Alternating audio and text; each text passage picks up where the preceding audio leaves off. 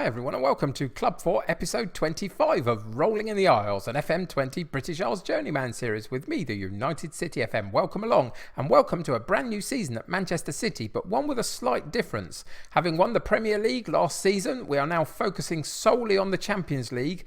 The end of this series will come when we get to our first Champions League final. Whatever happens in that final, that's the end point of this series.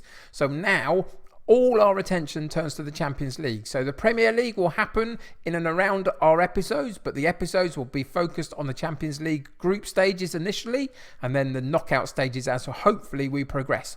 So first off today is the first group game in the Champions League against Dynamo Kyiv. So let's get into this particular episode and see what happens.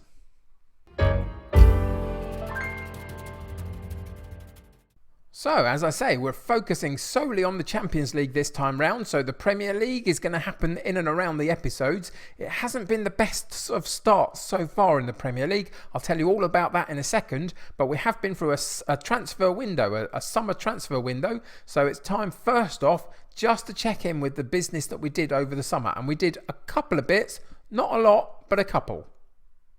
So, as promised, a couple of bits of transfer business. 2 in, 2 out, really, for our first squad, our first team squad. The rest of these are all youngsters and periphery players that I wasn't ever going to use, that we'd brought into the club and were performing okay, but didn't quite make the grade. The 2 that we moved out of our first team squad were Gavin Cooper and Paulo Victor. So Gavin Cooper was our rotating option at left fullback behind Cruz, who is our number 1 guy at left fullback. So he is very, very good. He's got some good attributes all over the place, other than not quite so good in the attacking area of being a fullback. And now with the style of play that we have, whatever the option down our left fullback area, I wanted both of them to be able to play a more attacking version. So it was time to move Cooper on and improve this particular position just a little bit. And we really have done it. £79 million worth of Bernhard Dansberg came in from Leverkusen,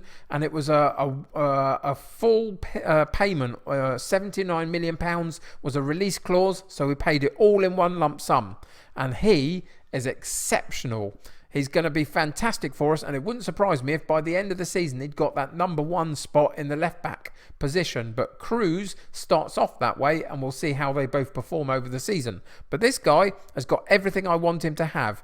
Good mentals, good physicals, not the best physicals, but decent.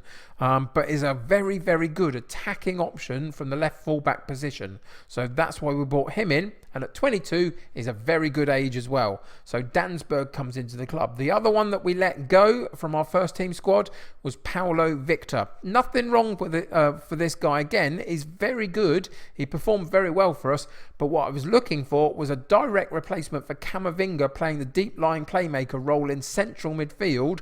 And this guy was more of a sort of defensive ball-winning midfield player.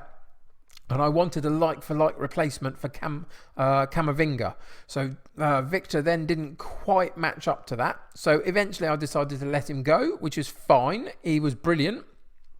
But he moves on, and he moves to Leipzig. And we might be seeing him again soon in the Champions League. Just keep an eye out for that. But Paulo Victor, £31.5 million immediately to Leipzig. 35 million with a couple of add-ons, and we bought in for 90 million, 40 up front, 50 on payments, Hatham El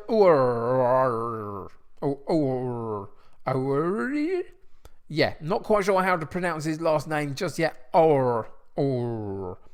Yeah, if you've got any ideas, let me know in the comments below. Otherwise, we're going to have to short it just to Hatham or something, because I can't be doing that every episode. Anyway, this is the guy I bought in. Now, he's great in a lot of ways. 20 years old. His physicals are phenomenal. His mentals are very, very good. I'd quite like a little bit more concentration, but other than that, they're really good. In terms of his technicals, he's got a little bit of work to do. I'd like him to up his passing a little bit more, in line with his vision maybe. But if he can do that, He's got everything else that we need for an all-round central midfield player that likes to play the deep-lying playmaker role, but can still have some decent long shots, and his first touch is good, etc. So there's a really good player in here, and he's a good replacement when needed for Camavinga in that central midfield. So welcome to the club, Hatham El something or other. And we'll have to figure out what we call him. Nicknames or shorten it. Let me know what you think. But he comes into the club, and that's basically the transfer window that we had. It wasn't particularly prolific. I thought about trying to get rid of Foden, for example, as an ageing player, but I couldn't quite find the quality that I was looking for in replacing him. There were a couple of others around the squad as well, but not too many. We've got a very good squad, as was seen last season in the Premier League. So it wasn't necessary to overhaul, but we got a couple of good additions, I think. So that was the summer transfer business. Nothing else particularly came about. We looked at a couple of other positions, as I say. We looked at the likes of trying to add some more quality to our striking position, but the quality wasn't there at the price point that we could pay. So in the end, that's the business we did, and I'm very happy with it. So let's go in and check out how this season has started off so far in the Premier League specifically. You can see it's been a bit of a mixed bag. We started fantastically well through the friendlies and into the Community Shield against Arsenal. We got a 3-0 win against them. It was brilliant. But just as we came into the Premier League, we got a couple of injuries, specifically down the right-hand side. Knoll and Olart both were out for the first couple of weeks of the season and didn't really get going for a while. So we had a slightly imbalanced side. And we came a cropper against Stoke City in the very first game. It was a bit of a bad performance, but it wasn't a surprising performance. A couple of new guys in and around the squad, a couple of really key players out injured, and that's the sort of result you get. Derby County was far more simple. At home, though, we got a 2-0 win against them, and you can see O'Connor has started very, very nicely for us. He's been on the score sheet most of the games that we've had when we've scored, and he's looking very decent as our number one striking option this season. But again, we came a cropper against Burnley. It was another stumble, really. A 0-0 draw, couldn't break them down away from home, trying as hard as we could, but it just didn't quite work out on the day. But since then, the last two games that we played, Villa and Leicester, have been much, much better. You can see that the away performances are the issue. So maybe there is something to suggest maybe a change in philosophy or formation or something for the away games. We'll see how that moves on as we go forward into the season, though. But just for now, it's been a little bit stuttering and stumbly to start the Premier League campaign, but at least the last couple have been better. So let's get into the tactics page and see how we are playing this season. So as you would expect, really, we're playing the same as we did at the back end of last season. We're playing in the 4-2-3-1 with the vertical tiki-taka on attacking mentality. Nothing much has changed within it, really. The personnel that we've got in and around the squad today, the likes of Cruz is out. Unfortunately, he's the one that's picked up the knock recently, so he's just not quite there and sharp enough to play just yet. So Dansberg plays instead of him. Romario comes out of the first 11 today just because he's picked up a little minor knock. He's okay, we could play him, but I just want to rest him really. And Greg Gray comes in, and he will be the partner today for Rivero into our Champions League group stage, and it begins with Dynamo Kyiv. And I gave you a little bit of a sneak peek that also in there was a team that we sold a player to. And that's right, Leipzig are in there as well, who we sold Paulo Victor to. And the third team, a little team that I'm not sure you might have heard much of, FC Barcelona or somebody. Yeah, I don't know who they are. I'm sure they've got some pedigree somewhere, but those are the three that are in our group. It's a tricky group, but I hope to get out of it at least and see how we do in the knockout stages. But yeah, we've got some work to do to get out of this particular group. Let's see if we can get off to a good start, though, against Dynamo Kyiv in the first game. And to do so today, we have Romero in goal with Rivero and Gray in central defence, Magnoni at right back, Dansberg at left back, Camavinga, Roberto and McCann in central midfield with Olart on the right, Ulysses on the left and O'Connor up top, with a bench of Romario, Jackson, Uer, Matilla, Knoll, Cesar and Gibbons. So let's get into today's game and see what happens.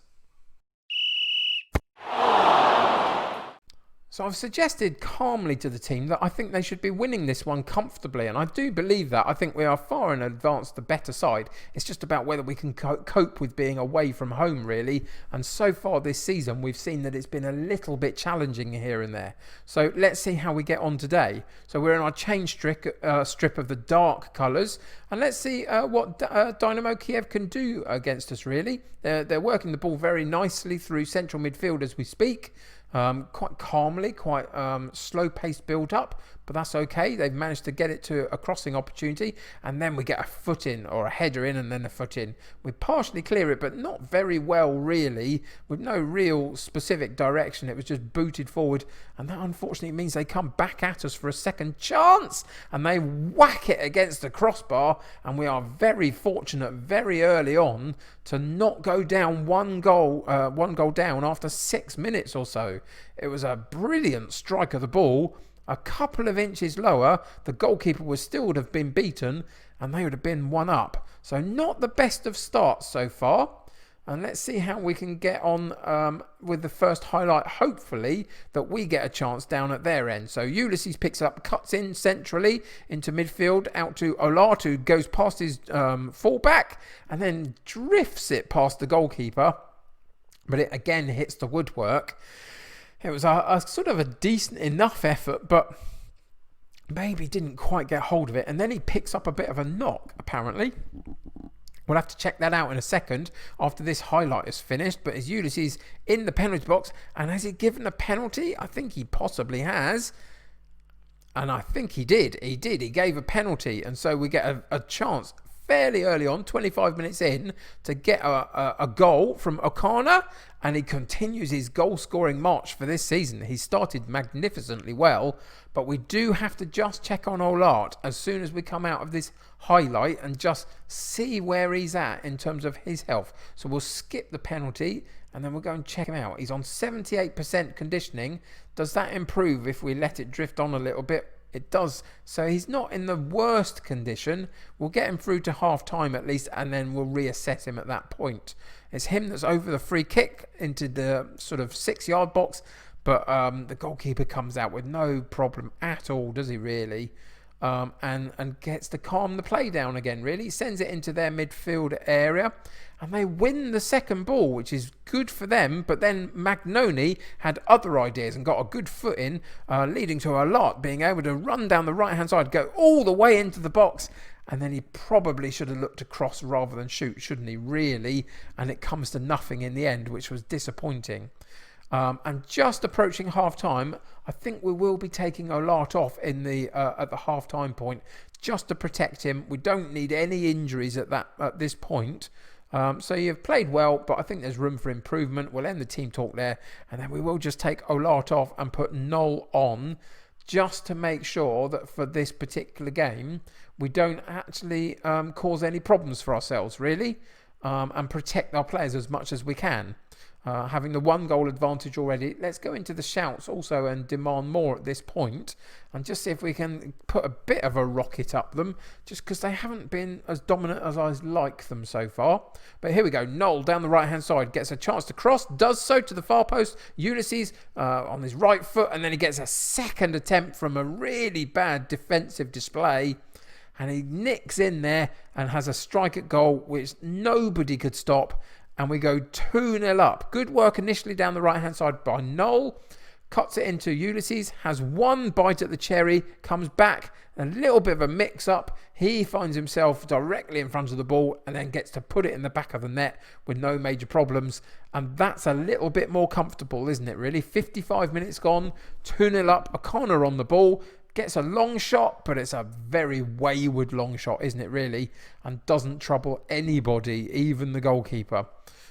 So 62 minutes in, we'll probably make a couple of substitutions in about 5-10 minutes just to see out the game and see that we get some fresh legs on there a little bit. But so far, it's been quite comfortable without being spectacular, I would suggest so far. Roberto on the ball. Noel tries to head it into the box, but O'Connor hadn't read that and doesn't quite manage to get there for on the end of that one. But again, we win it back with Camavinga. Roberto down to Noel down the right-hand side, right on the touchline. Can he cross the ball? He can. He gets a good cross in, and then either the goalkeeper scrambles it or the crossbar helps, and eventually they get it clear. But we're having a lot more pressure on them now. 75 minutes gone. McCann and Magnoni and O'Connor not having the best of games compared to others. We are going to put Gibbons on for O'Connor. I'm not going to take McCann off. We don't have Foden on there today. So what I am going to do is just give Claudio Roberto a rest and bring Matilla on. He's a really, really good able replacement. So keeps everybody ticking over, getting game time and keeping fresh. McCann into the box, and then Gibbons doesn't quite do as well as you'd expect with a header, really. Had a good chance there and then kind of fluffed his lines a little bit. I don't think it's going to matter though. I think we're going to get through this particular game unscathed.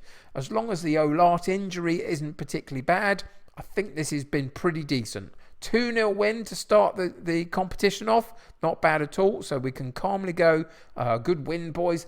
I don't think we really need to overanalyze this particular performance today. There'll be others that give us a better chance of doing that. So we're just going to leave it there for today. We'll just go through the news feed and make sure what the injury was. It's not too bad, is it really? 6 to 9, 12 days, something like that. Not too bad at all. Get a bit of money for it. And there we go. The first opportunity to get some points on the board in the Champions League, and we manage it along with Barcelona, the little town that we might have heard of a little bit. And we are both on 3 points, so that's good. We need to up our game a little bit in the Premier League. We've got some cup stuff coming up soon, so let's just check out what we'll be up to next episode. So into the schedule page, we've just played the Kiev game. We've got lots coming up in terms of we've got League Cup action against Sheffield United, Premier League action, the likes of Manchester United, Chelsea, all coming and playing with us before we get to this match here. The first one in November, the away match against Leipzig. That's the next one we're going to come back for in this episode. What we're going to do, we played the Kiev game. We're going to play the away game against Leipzig. And then we've got the away game at Barcelona to finish off this particular campaign in the group stages. So those are the 3 matches that we're going to play in this particular group stage. And then from that point onwards, we'll be playing every second leg of the knockout stages, should we get through to the knockouts, right the way through to the final if we get there. That's the plan for this particular season. So I hope you're going to enjoy the process of playing through the Champions League with me. Let's hope we can get to that final eventually and end this particular series, hopefully with a really great win in the Champions League. But that's for another day. For today, it was about getting our first 3 points in the particular group that we're in. We did it. We now refocus on the Premier League and the League Cup, trying to get our domestic campaign off to a slightly better start than it has so far. Hope you'll join me for next episode against Leipzig, but thank you very much for joining me for this one. Subscribe to the channel if you haven't already and join my United City community, the more the merrier. Click that like button if you haven't already for me. That gets me seen by lots more people. Until next time though, take care of yourselves. I'll see you very soon. Bye for now.